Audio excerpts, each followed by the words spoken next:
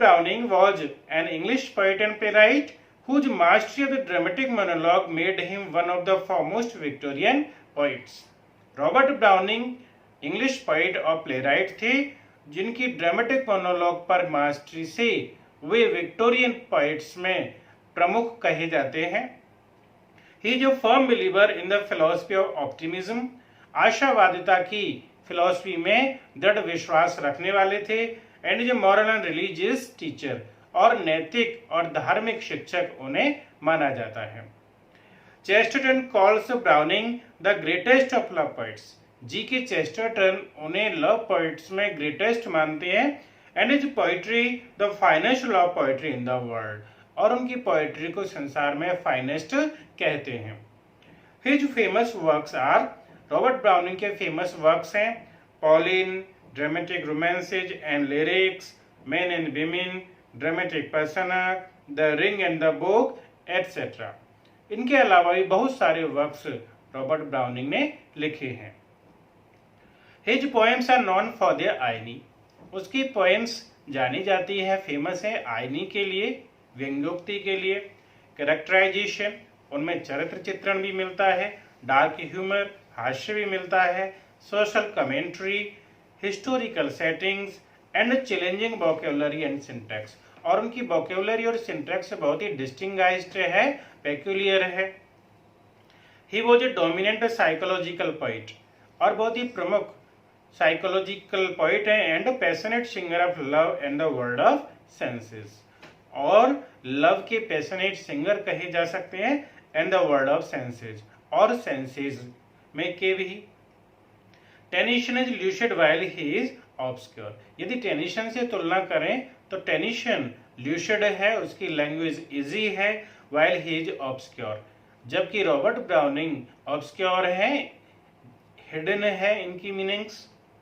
It is because his manner is abrupt. ये ऐसा है क्योंकि उसका तरीका एब्रप्ट होता है. That is poem abruptly open होती है. स्केची है, करेक्टर स्केच आते हैं, एल्यूसिव रेफरेंसेस मिलते हैं एंड फुल ऑफ गैप्स. और उनका जो राइटिंग स्टाइल है उसमें गैप्स भी मिलते हैं. Tennyson's genius is chiefly lyrical and narrative. Tennyson की जीनियस लिरिकल है, गीत लिखने वाली है, और नैरेटिव भी है. While browning genius is mainly dramatic.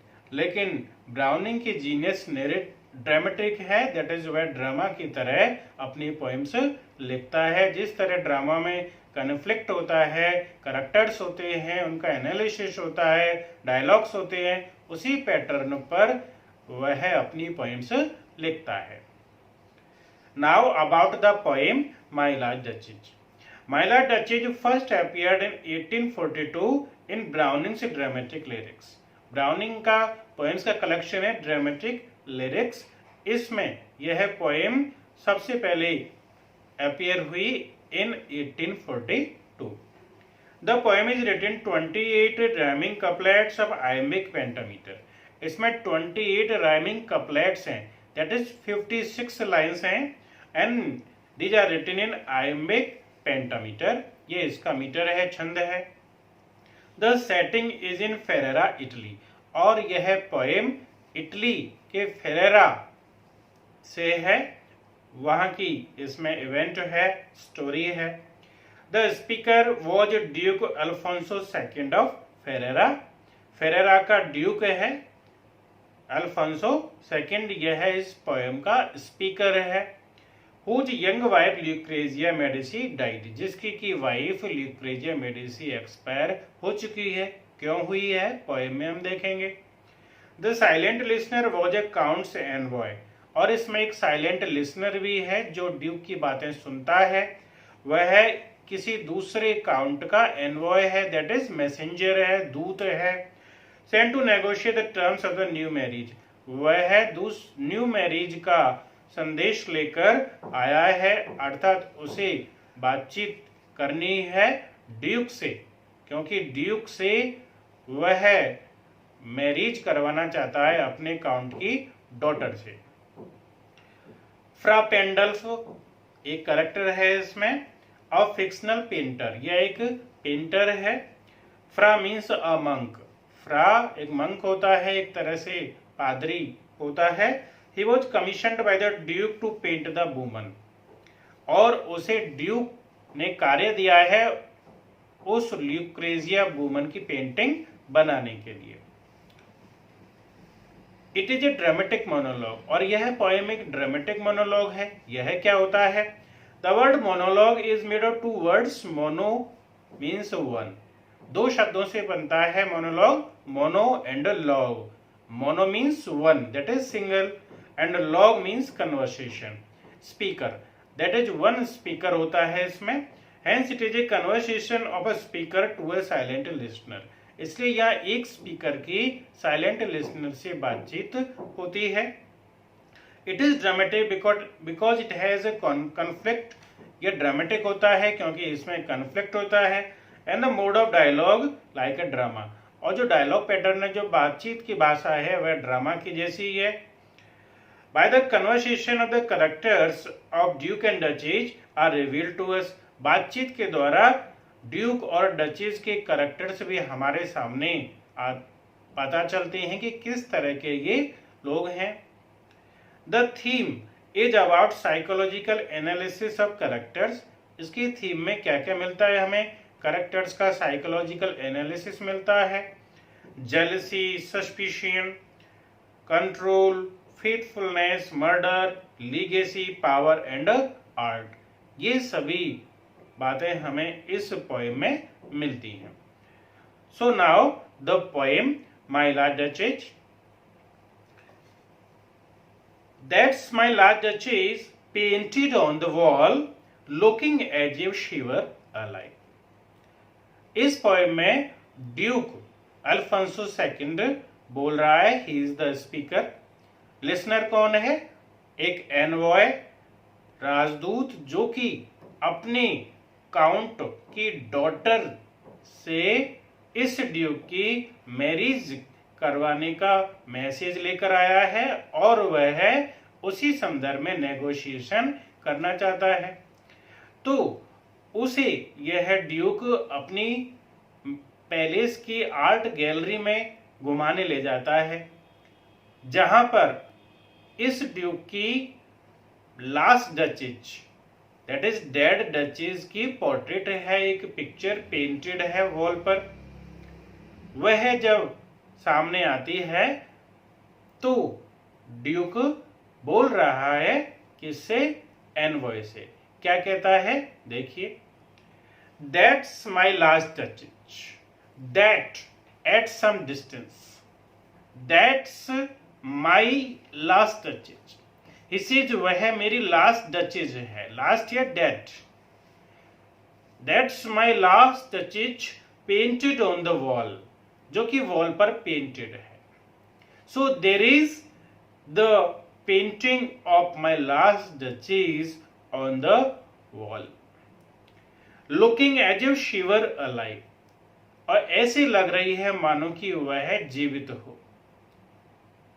Painting इस तरह की बनाई गई है कि लग रही है मानो कि वह जीवित हो। Such as a painting is there. So that's my last duchess, वह मेरी लास्ट डचेज है। तो किसकी लास्ट डचेज है, उसके बारे में क्यों बात कर रहा है? हमारे लिए कोई यहाँ भूमिका नहीं बनाई गई है, डायरेक्ट वह कहता that's my last duchess. It means it has abrupt opening. इस पोएम की ओपनिंग अचानक से होती है, सडन ओपनिंग होती है। That's my last duchess painted on the wall, वह मेरी लास्ट डचेज है जो वॉल पर पेंटेड है। Looking as if she were alive, और ऐसी लग रही है मानो कि वह जीवित हो। तो looking as if she were alive, इसमें सिमिली उपमा अलंकार उसने यूज किया है। I call that piece a wonder, और इस पीस को मैं एक वंडर कहता हूं, एक चमत्कार कहता हूं। इतनी ब्यूटीफुल यह पेंटिंग बनी है। Now come on the point. Fra Pandolf's hands worked busily a day to paint this picture. Fra Pendulf, a painter's name. Fra fryer, monk एक पादरी होते हैं जिसका नाम है पेंडल्फ, जो पुजारी मंदिरों में जैसे हम पूजा करते हैं इसी तरह से क्रिश्चियंस के फ्रायर्स, मंक्स ये होते हैं। So Fra Pandolf's hands worked busily at it. A painter fra Pandulf worked busily a day to paint this picture. He took a whole day to paint this beautiful picture.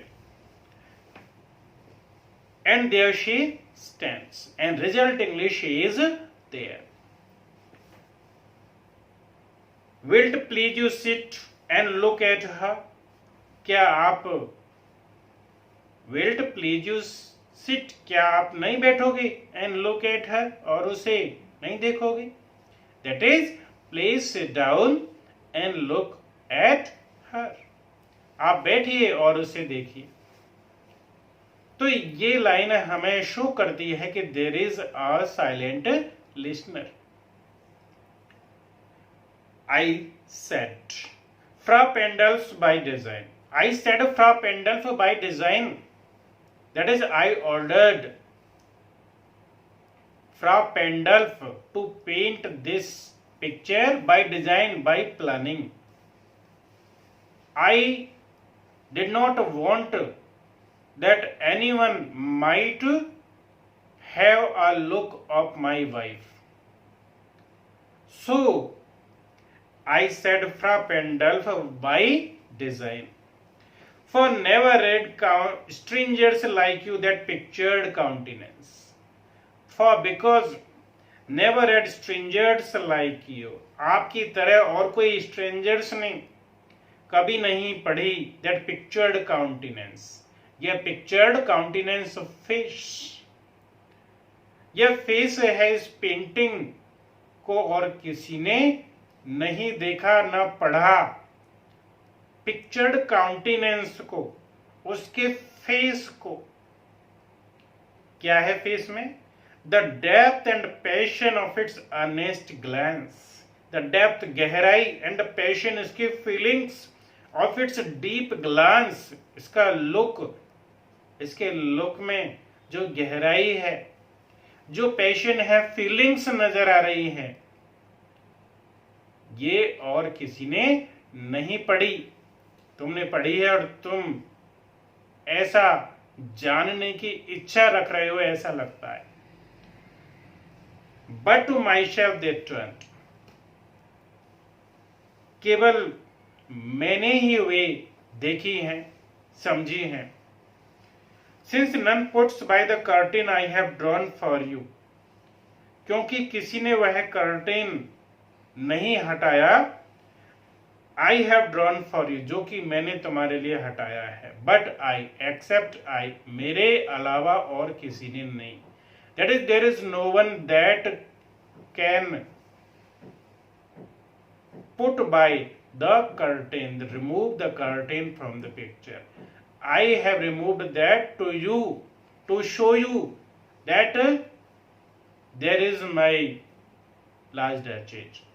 And she is such a beautiful, she is painted on the wall, and there is a depth and passion of its glance, painted by that painter fra Pandulf. Here wilt please you sit and look at her. इस line में rhetoric question है, अलंकारिक प्रश्न, जो कि question होता है लेकिन answer नहीं चाहता, बल्कि अपनी बात को इफेक्टिवली प्रेजेंट करने के लिए यूज किया जाता है।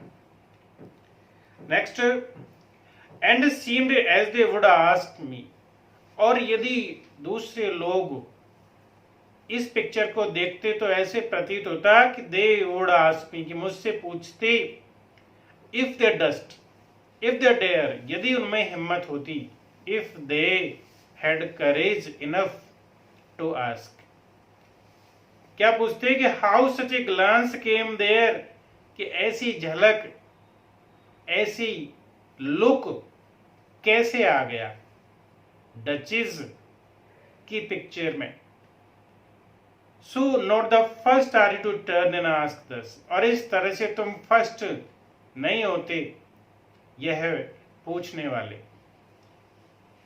Sir it was not her husband's presence only, इस तरह का लुक आया, इसका एकमात्र कारण उसके हस्बैंड की प्रेजेंस ही नहीं थी।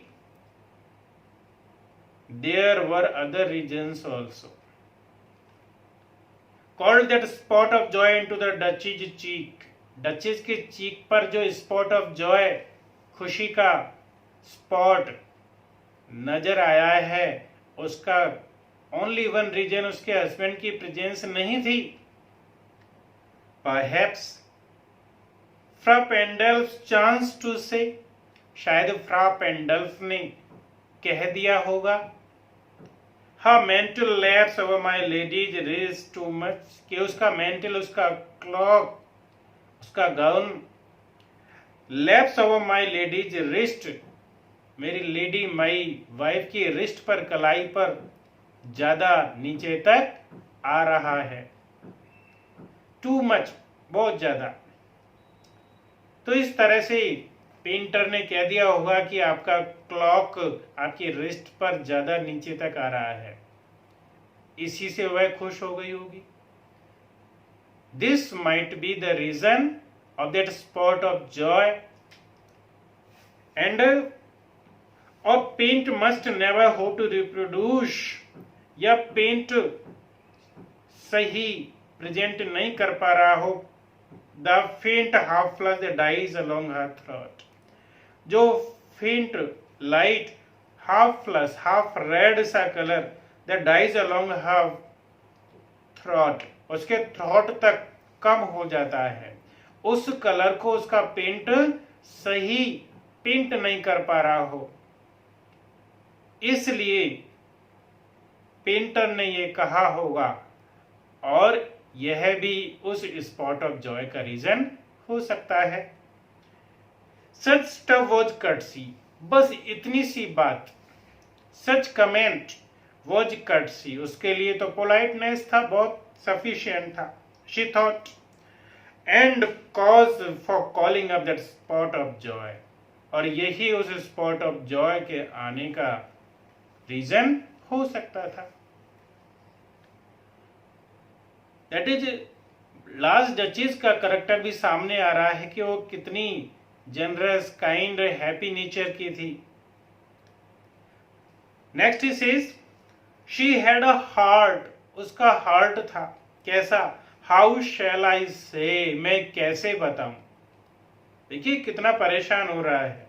She had a heart how shall I say, dash use करते हुए बात को जोड़ दिया जा रहा है। टू सून मेड ग्लेड, बहुत जल्दी खुश हो जाती थी। टू इजीली इम्प्रेस्ड, और बहुत आसानी से प्रभावित हो जाती थी किसी से भी।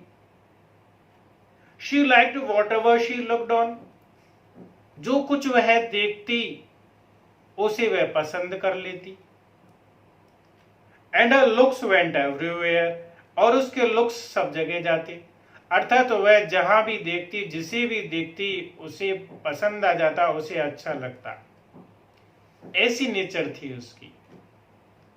Sir it was all one, sir ये तो एक ही बात है, ऐसी कितनी गिनाऊं।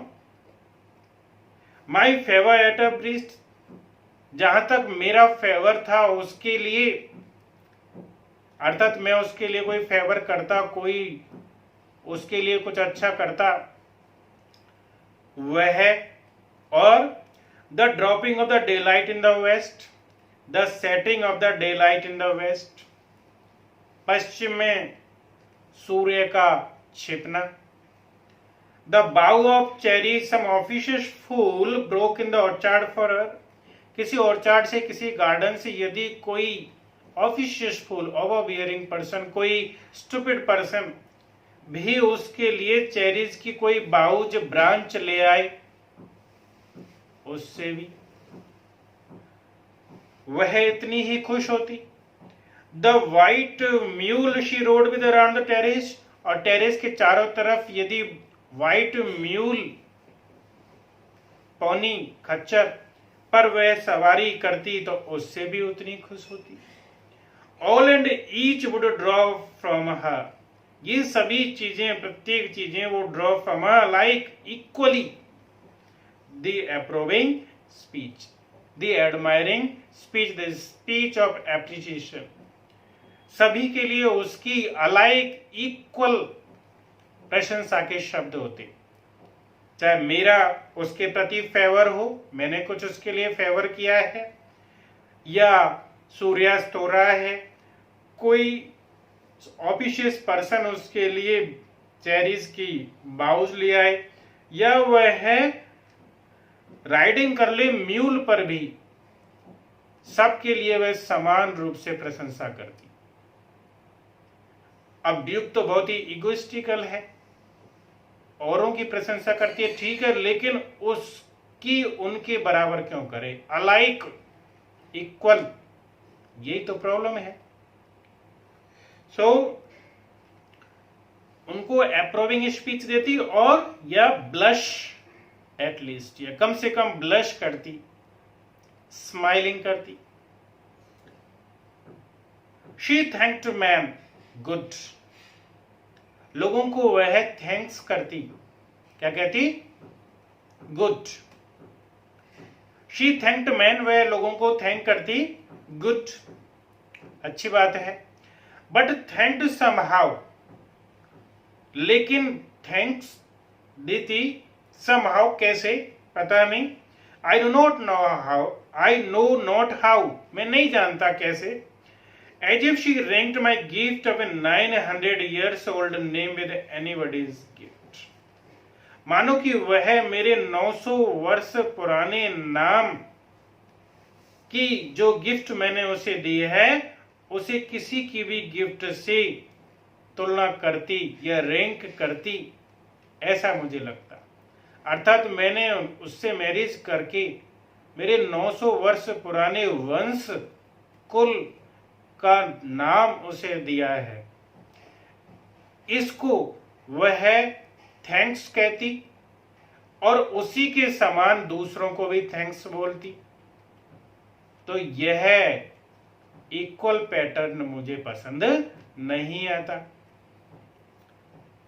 Who would stoop to blame this sort of trifling? तो इस तरह की ट्रिफलिंग को, इस तरह की जो उसकी तुच्छ बात है, इसको ब्लेम करने के लिए कौन झुकेगा?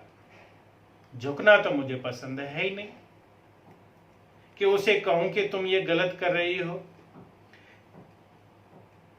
Who even had you skill in speech? आप में यह स्किल हो सकती है, which I have not, जो कि मुझ में नहीं है।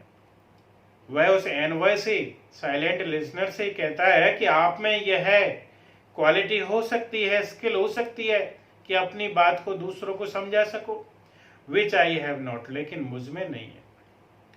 To make your will quite clear to such an one, कि इस तरह की लेडी से आप अपनी इच्छा स्पष्ट कर सको। एंड से, और कह सको, जस्ट दिस और दैट इन यू डिसगस्ट मी, कि आप में यह है या वह है मुझे नाराज करती है, परेशान करती है, मुझे अच्छा नहीं लगता। आप ऐसे समझा सकते हो, but I can not. And से जस्ट दिस और that in you disgust me, here you miss और देयर एक्सीड द मार्क, यहां तुम पॉइंट को मिस कर रही हो या गलत हो, और देयर एक्सीड द मार्क, या आप जरूरत से ज्यादा हो। ये बातें आप उसे समझा सकते हो, but I cannot.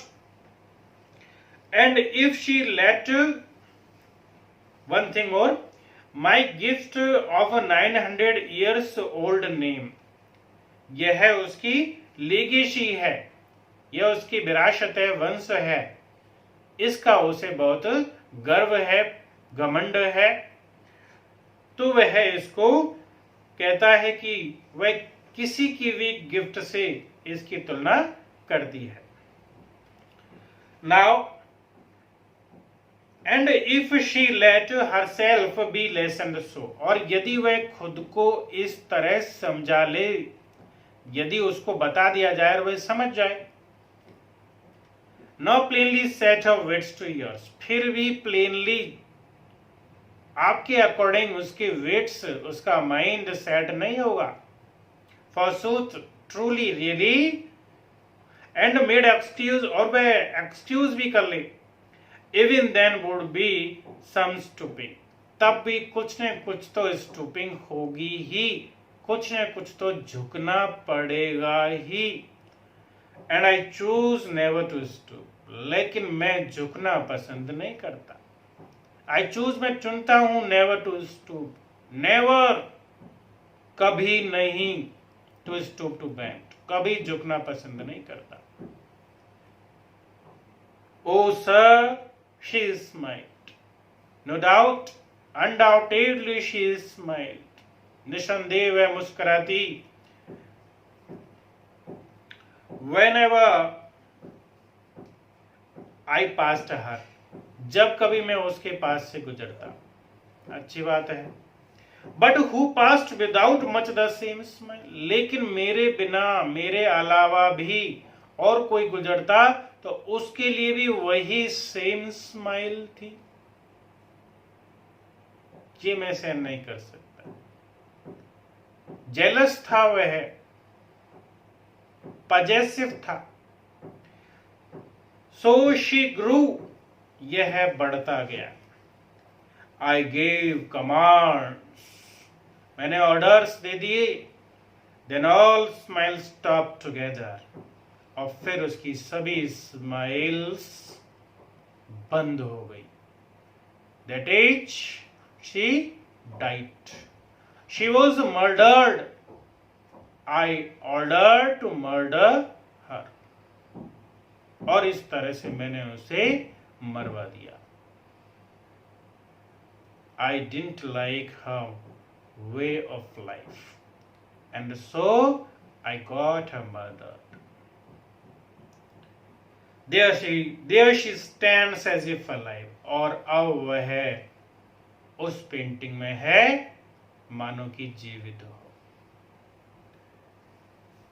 इस तरह से कितना क्रूअल, सैवेज, इनह्यूमन, मर्डरर यह ड्यूक था। डचेस का करैक्टर एनालिसिस करते हुए, बताते हुए वह खुद का करैक्टर भी हमारे लिए रिवील करता जा रहा है। Now next, will to please you rise, क्या आप खड़े नहीं होंगे? दैट इज, अब वह मैसेंजर से, उस एनवॉय से कह रहा है कि please stand up. Rhetoric question again. And we will meet the company below, अब हम नीचे मिलेंगे। Then after it I repeat one thing, एक बात है जिसे मैं रिपीट कर देता हूं। क्या? The county of master's non-munificence is ample warrant that no just pretense of mine for dowry will be disallowed. कितना ग्रीडी है, लालची है फॉर डॉरी, दहेज के लिए। देखिए, आई रिपीट, इस बात को मैं रिपीट कर देता हूं, अर्थात पहले भी कह चुका है। The county of masters known munificence, तुम्हारा काउंट, जो तुम्हारा मालिक है, उसकी नॉन म्यूनिफिसेंस, उसकी जनरोसिटी, उदारता नॉन है, सब जानते हैं। इज एम्पल वारंट, यह पर्याप्त, सफिशिएंट वारंटी है। That know just pretence of mind, कि मेरा कोई भी प्रिटेंस फॉर डॉरी, दहेज के लिए, विल बी डिसअलाउड, डिसअलाउ नहीं होगा। अर्थात मैं जो चाहूंगा वही मुझे मिल जाएगा, यह गारंटी है तुम्हारे काउंट की। उनकी ऐसी रेपुटेशन है, ऐसी जनरसिटी है उनकी। दो हिज फेयर डॉटर सेल्फ, यद्यपि यह डॉरी मैं उनकी डॉटर के लिए तो ले रहा हूं, खुद के लिए थोड़ी ले रहा हूं। इस तरह से वह कितना ग्रीडी है फॉर मनी, फॉर वेल्थ, आप समझ सकते हैं। As I avowed starting is my object, जैसा कि मैंने स्टार्टिंग में बोल दिया था, ये तो मेरा ऑब्जेक्ट है ही, ये तो मेरा टारगेट है कि डोरी तो चाहिए ही, दहेज तो चाहिए ही। स्टार्टिंग में बोल दिया, अर्थात मैरिज की बात करने से पहले उसने यही बात बोली है, अब रिपीट करता है इसी बात को। Nay we shall go together down sir, sir अब हम नीचे चलते हैं साथ साथ। नोटिस नेपच्यून दो, नेपच्यून को देखो, नेपच्यून सी गॉड है। Taming a sea horse, sea horse को वह कंट्रोल कर रहा है, समुद्री घोड़े को। थॉट ए रेयरिटी, यह रेयर थॉट है। Which Claus of Innsbruck cast in bronze for me, यह है ब्रॉन्ज में इंस्प्रक के क्लॉज ने मुझे बनवाकर दी है। तो इस तरह से वह बताना चाह रहा है कि notice Neptune taming a sea horse, Neptune को देखो किस तरह से सी हॉर्स को वह कंट्रोल कर रहा है, उसी तरह से मैं भी कंट्रोल करूंगा योर काउंट्स डॉटर। अभी समझ लो कि मैसेज देना चाहता है, यह मेटाफर है इसमें। And this also shows that this Duke was an art lover, art lover था वह, कला प्रेमी था। तो इस तरह से आपने इसमें समझा कि ड्यूक कितना ग्रीडी, कितना savage, cruel, murderer, inhuman, snobbish, authoritative, domineering person था, जिसने कि अपनी अकॉर्डिंग नहीं होने की वजह से ही डचेज को मरवा डाला। डचेज बहुत ही एमिएबल, बहुत काइंड लेडी थी। तो इस पोएम के द्वारा, जो कि ड्रामेटिक मोनोलॉग है, दोनों की कैरेक्टर्स हमारे सामने आते हैं।